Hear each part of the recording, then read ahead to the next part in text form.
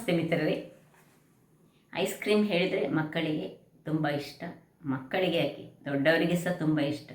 ಆದರೆ ಈಗ ದೊರಕುವಂತಹ ಐಸ್ ಕ್ರೀಮ್ಗಳಲ್ಲಿ ಒಳ್ಳೆಯ ಅಂಶಗಳು ಇರುವುದಿಲ್ಲ. ಅಂದರೆ ಹಾಲಂತ ಹೇಳ್ತಾರೆ, ಅದರಲ್ಲಿ ಹಾಲನ್ನು ಹಾಕುವುದಿಲ್ಲಂತೆ. ಹಾಗಾಗಿ ನಾವೇ ಮನೆಯಲ್ಲಿ ಐಸ್ ಕ್ರೀಮ್ ತಯಾರಿಸಿದರೆ ಹೇಗೆ, ಅದು ಸಹ ಮಾವಿನ ಹಣ್ಣಿನ ಈ ಸೀಸನಲ್ಲಿ ಮಾವಿನ ಹಣ್ಣು ಮತ್ತು ತೆಂಗಿನ ಹಾಲನ್ನು ಬಳಸಿ ಪ್ಯೂರ್ ಆಗಿ ಆರೋಗ್ಯಭರಿತವಾದ ಒಂದು ಐಸ್ ಕ್ರೀಮ್. ಹಾಗಾದರೆ ಯಾರೆಲ್ಲ ನನ್ನ ಚಾನಲ್ ನೋಡ್ತಿದ್ದೀರಿ, ಯಾರೆಲ್ಲ ಇನ್ನೂ ಸಬ್ಸ್ಕ್ರೈಬ್ ಮಾಡಿಲ್ಲ, ದಯವಿಟ್ಟು ಸಬ್ಸ್ಕ್ರೈಬ್ ಮಾಡಿ ಸಪೋರ್ಟ್ ಮಾಡಿ ಅಂತ ಹೇಳುತ್ತಾ ಬನ್ನಿ. ಯಾವ ರೀತಿಯಲ್ಲಿ ಒಂದು ಮೂರೇ ಇಂಗ್ರೀಡಿಯೆಂಟ್ಸನ್ನು ಬಳಸಿ ಮಾಡುವಂತಹ ಐಸ್ ಕ್ರೀಮ್, ಮತ್ತು ಈ ಡ್ರೈ ಫ್ರೂಟ್ಸ್ ಬೇಕಿದ್ದರೆ ಹಾಕ್ಕೊಳ್ಬೋದು. ಹೇಗೆ ಮಾಡೋದನ್ನು ನೋಡೋಣ. ನಮಸ್ತೆ ಮಿತ್ರರೇ, ಇವತ್ತೊಂದು ಆರೋಗ್ಯಭರಿತವಾದ ಐಸ್ ಕ್ರೀಮ್ ಮಾಡೋಣ. ಹೊರಗಿನ ಐಸ್ ಕ್ರೀಮಲ್ಲಿ ಏನೆಲ್ಲ ಈ ಹಾಲ್ಸ್ ಯೂಸ್ ಮಾಡಲಿಕ್ಕಿಲ್ಲ. ನಾವಿವತ್ತು ನೋಡಿ, ಇದು ಫ್ರೋಝನ್ ಮಾವಿನ ಹಣ್ಣು. ಅಂದರೆ ಮಾವಿನ ಹಣ್ಣನ್ನು ನಾನು ಕಟ್ ಮಾಡಿ ಸಣ್ಣ ಸಣ್ಣ ಪೀಸ್ ಮಾಡಿ ಡೀಪ್ ಫ್ರೀಸಲ್ಲಿ ಇಟ್ಟದ್ದು. ಒಂದು ಸಾಧಾರಣ 8 ಗಂಟೆಗಳ ಕಾಲ ಇಟ್ಕೊಂಡಿದ್ದೇನೆ. ನೋಡಿ, ಈ ರೀತಿಯಲ್ಲಿ ಗಟ್ಟಿಯಾಗಿ ಬರ್ತದೆ ನೋಡಿ, ಹೀಗೆ ಪೀಸಸ್ ಇರ್ತದೆ. ಹಾಗೆ 2 ಬಾಳೆಹಣ್ಣನ್ನು, ಇದು ಒಂದು ಮಾವಿನ ಹಣ್ಣು, ನಾನು ಈ ಸಿಂಧೂರ ಮಾವಿನ ಹಣ್ಣನ್ನು ತೆಗೆದುಕೊಂಡಿದ್ದೆ. ಬಾದಾಮ್ ಅಂತ ಕರಿತೀವಿ ನೋಡಿ, ಆ ಹಣ್ಣು ಸಾಕ್ತದೆ, ಅಥವಾ ಮಲ್ಲಿಕ ಸಾಕ್ತದೆ, ಯಾವ ಹಣ್ಣು ಸಾಕ್ತದೆ. ಮತ್ತು 2 ಈ ಕದಳಿ ಬಾಳೆಹಣ್ಣನ್ನು ಮಾಡಿದ್ದೇನೆ, ಅಥವಾ ಇನ್ನೊಂದು ಬಾಳೆಹಣ್ಣು ಉಂಟಲ್ಲ ರೋಬಸ್ಟ್, ಅದು ಸಾಕ್ತದೆ. ಮತ್ತು ಈಗ ನಾವು ಈ ತೆಂಗಿನ ತುರಿಯನ್ನು ಹಾಲು ತೆಗೆದುಕೊಂಡು ಬರಲಿಕ್ಕುಂಟು, ಇಷ್ಟೇ ಬರೋದು. ಮತ್ತು ಸಿಹಿಗೆ ಬೇಕಿದ್ದರೆ ಮಾತ್ರ 3 ಹಸಿ ಖರ್ಜೂರವನ್ನು ಹಾಕ್ಕೊಳ್ಬೋದು. ಈಗ ಇದರ ಹಾಲು ತೆಗೆದು ನಾನು ಮೊದಲಿಗೆ ರೆಡಿ ಮಾಡಿಕೊಳ್ತೇನೆ. ಅಷ್ಟೇ, ಭಾರಿ ಸುಲಭದಲ್ಲಿ ಮಾಡುವಂತಹದ್ದು. ಮಕ್ಕಳಿಗಂತೂ ಕೊಟ್ಟರೆ, ಈ ಐಸ್ ಕ್ರೀಮ್ ಕೇಳೋ ಮಕ್ಕಳಿಗೆ ಆರೋಗ್ಯಕ್ಕೆ ಬಹಳ ಉತ್ತಮವಾದದ್ದು. ಹಾಲು ತೆಗೆದಿರ್ತೇನೆ ವೀಕ್ಷಕರೇ. ಇಲ್ಲಿ ನೋಡಿ, ತೆಂಗಿನ ಹಾಲು ತೆಗೆಯೋದು ಬಹಳ ಸುಲಭ. ಈ ಫ್ರೋಝನ್ ಹಾಲು ಸಹ ಸಿಗ್ತದೆ, ಅದನ್ನು ಸಹ ಯೂಸ್ ಮಾಡ್ಬೋದು. ಹೀಗೆ ಹೊರಗಿನಿಂದ ಸಿಕ್ಕುವಂಥದ್ದು. ಅದಕ್ಕಿಂತ ಆರೋಗ್ಯಭರಿತವಾಗಿ ಮಾಡಬೇಕಾದ್ರೆ ನಾವೇ ಹಾಲನ್ನು ತೆಗೆದು ಮಾಡಿದರೆ ಬಹಳ ಉತ್ತಮ. ನೋಡಿ, ಈಗ ಈ ಎಲ್ಲ ವಸ್ತುಗಳನ್ನು ಇದರ ಬೀಜ ತೆಗೆದುಕೊಳ್ಳೋಣ. ಸಿಪ್ಪೆ ಮತ್ತು ಬೀಜ.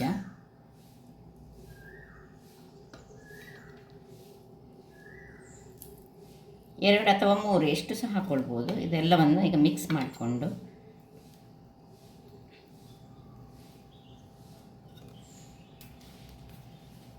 ಈಗ ಎಲ್ಲವನ್ನು ಒಂದು ಮಿಕ್ಸಿ ಜಾರಿಗೆ, ನೋಡಿ ಇದು ಫ್ರೋಝನ್, ಸೊ ಇದು ಐಸ್ ಆಗಿ ಇರಬೇಕು. ನಿಮಗೆ ನೋಡುವಾಗ ಗೊತ್ತಾಗ್ಬೋದು, ಗಟ್ಟಿಯಾಗಿ ಉಂಟು. 8 ಗಂಟೆಗಳ ಕಾಲ ನಾನು ಡೀಪ್ ಫ್ರೀಸರಲ್ಲಿ ಇಟ್ಟುಕೊಂಡಂಥದ್ದು. ಇನ್ನು ಈ ತೆಂಗಿನ ಹಾಲು ಇಷ್ಟನ್ನು ಹಾಕಿ ನಾವು ಒಳ್ಳೆ ಗ್ರೈಂಡ್ ಮಾಡಿ ತರೋಣ. ವೀಕ್ಷಕರೇ ನೋಡಿ, ಎಷ್ಟೊಂದು ಚೆನ್ನಾದ ಐಸ್ ಕ್ರೀಮ್ ರೆಡಿಯಾಗಿದೆ. ಈಗ ಇದನ್ನು ನಾವು ಡೀಪ್ ಫ್ರೀಸಲ್ಲಿ ಇಡಲಿಕ್ಕುಂಟು. ಯಾವುದೇ ಪಾತ್ರೆಯಲ್ಲಿ ಆಗ್ತದೆ. ನಾನು ಇಲ್ಲಿ ಈ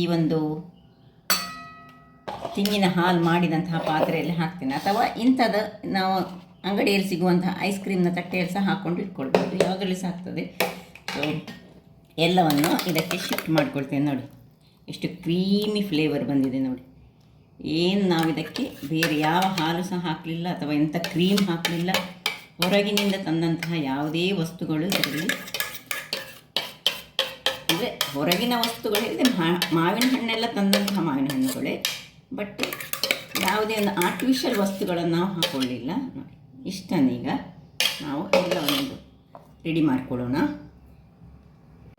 ವೀಕ್ಷಕರೇ, ಇದನ್ನೀಗ ಈ ರೀತಿ ಟ್ಯಾಪ್ ಮಾಡಿಕೊಂಡು ಇದರ ಮೇಲೆ ಸ್ವಲ್ಪ ನಟ್ಗಳು ಬೇಕಿದ್ದರೆ ಮಾತ್ರ, ಇದು ನಿಮಗೆ ಅಗತ್ಯ ಇಲ್ಲದಿದ್ದರೆ ಬೇಡ, ಖುಷಿ ಇದ್ದರೆ ಹಾಕ್ಕೊಳ್ಬೋದು. ಸೊ ಹಾಕಿದರೆ ಸ್ವಲ್ಪ ಟೇಸ್ಟ್ ಆಗ್ತದೆ, ಮಕ್ಕಳಿಗೆ ಖುಷಿ ಬರ್ತದೆ. ಸೊ ಇಷ್ಟನ್ನು ಹಾಕಿ ನಾವು ಈಗ ಇಂತಹ ಶೀಟನ್ನು ಮುಚ್ಚಿಕೊಂಡು, ಅದರ ಮೇಲೆ ಇಲ್ಲದಿದ್ದರೆ ಸ್ವಲ್ಪ ಐಸ್ ಫಾರ್ಮ್ ಆಗ್ತದೆ, ಅದಕ್ಕೋಸ್ಕರ ಈ ಶೀಟನ್ನು ಮುಚ್ಚಿಕೊಳ್ಳೋದು. ಹೀಗೆ ಮುಚ್ಚಿಕೊಂಡು ಇನ್ನು ಡೀಪ್ ಫ್ರೀಸರಲ್ಲಿ ಇದನ್ನು ಇಟ್ಕೊಳ್ಳೋಣ. ಫ್ರಿಜ್ಜಿನ ಹೀಗೆ ಮೇಲಿನ ಭಾಗದಲ್ಲಿ ಇಟ್ಕೊಳ್ಬೇಕು ಈ ಫ್ರೀಸರ್ನಲ್ಲಿ. ಸೊ 10 ಅಥವಾ 12 ಗಂಟೆಗಳ ನಂತರ ನೋಡೋಣ, ಅಥವಾ ಓವರ್ನೈಟ್ ಇಟ್ಟರೆ ಸಹ ಬಹಳ ಚೆನ್ನಾಗಿರ್ತದೆ. ಯಾಕಂದರೆ ಫ್ರಿಜ್ಜಿನಿಂದ ತೆಗೆದು ಸ್ವಲ್ಪ ತಣ್ಣಗಾಗಲಿಕ್ಕೆ ಬಿಡಬೇಕು, ಇಲ್ಲದಿದ್ದರೆ ತುಂಬ ಗಟ್ಟಿ ಇರ್ತದೆ. ನೋಡಿ, ಈ ರೀತಿಯಾಗಿ ಈ ಐಸ್ ಕ್ರೀಮ್ ಬರ್ತದೆ ನೋಡಿ. ಚೆನ್ನಾಗಿ ಬರುವಂತಹದ್ದು, ಮಕ್ಕಳಿಗಂತೂ ಬಹಳ ಖುಷಿಯನ್ನು ಕೊಡುವಂತಹದ್ದು. ಸೊ ಒಂದೊಂದು ತುಂಬ ಹೆಚ್ಚು ಮಾಡಿಕೊಂಡು ಈ ರೀತಿಯಾಗಿ ಮಾಡಿದರೆ ಬಹಳ ಉತ್ತಮ. ಹಾಗಾದರೆ ನನ್ನ ಈ ಕುಕಿಂಗ್ ಚಾನಲ್ ನಿಮಗೆ ಇಷ್ಟ ಆದರೆ ಬೋಳೂರು ಸುವರ್ಣ ಚಾನಲನ್ನು ಲೈಕ್ ಮಾಡಿ, ಶೇರ್ ಮಾಡಿ ಹಾಗೂ ಸಬ್ಸ್ಕ್ರೈಬ್ ಮಾಡಿ ಹಾಗೂ ನನ್ನ ಇನ್ಸ್ಟಾಗ್ರಾಮ್ ಪೇಜನ್ನು ಫಾಲೋ ಮಾಡಿ. ಧನ್ಯವಾದಗಳು. ನೋಡಿ ಈ ರೀತಿಯಾಗಿ ತಿನ್ಬೋದು.